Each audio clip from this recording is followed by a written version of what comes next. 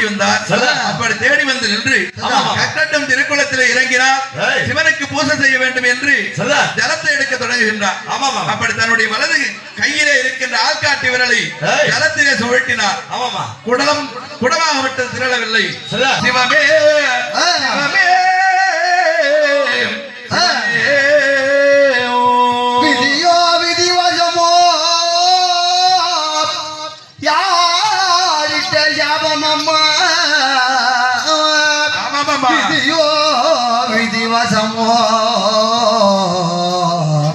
இறைவா இறைவா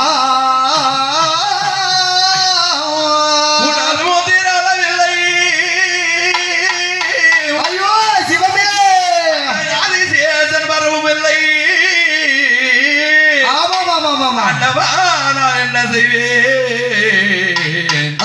சிவமே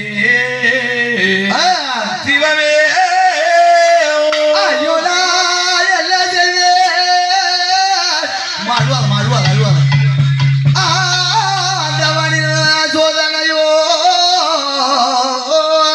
யாரிட்ட சாபம் அம்மா சாபம் அம்மா சாபமம்மா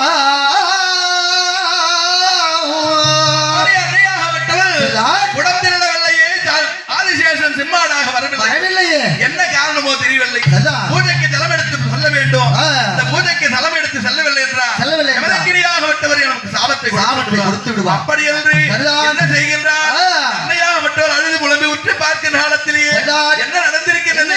முன்பிறவிலே தாயாராகப்பட்டவர் ரேணுகா பரமேஸ்வரியாக இருக்கின்ற போது அனுசியாக இருக்கும்போது அனுசியாகப்பட்டவர் பிறவிலே அனுசியாதாவையார் மும்மூர்த்தி தேவர்களை நேரிலே பார்க்க வேண்டும் என்று கடும் தவத்தை இருந்து கொண்டிருந்தார் செய்து கொண்டிருந்தார்.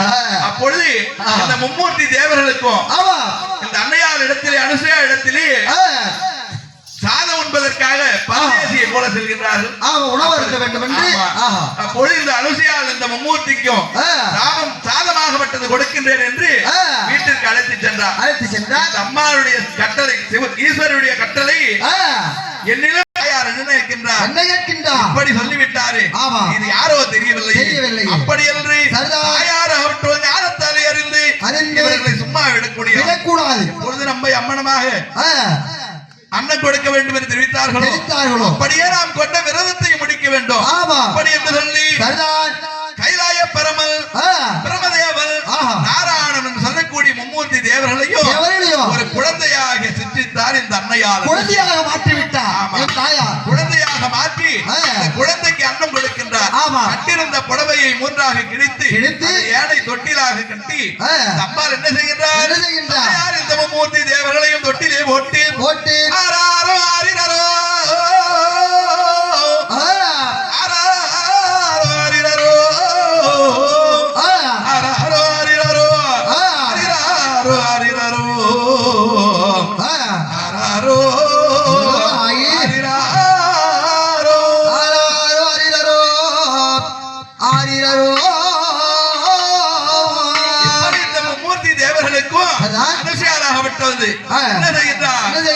தாலாட்டி தீராட்டி அமுதூட்டி பால்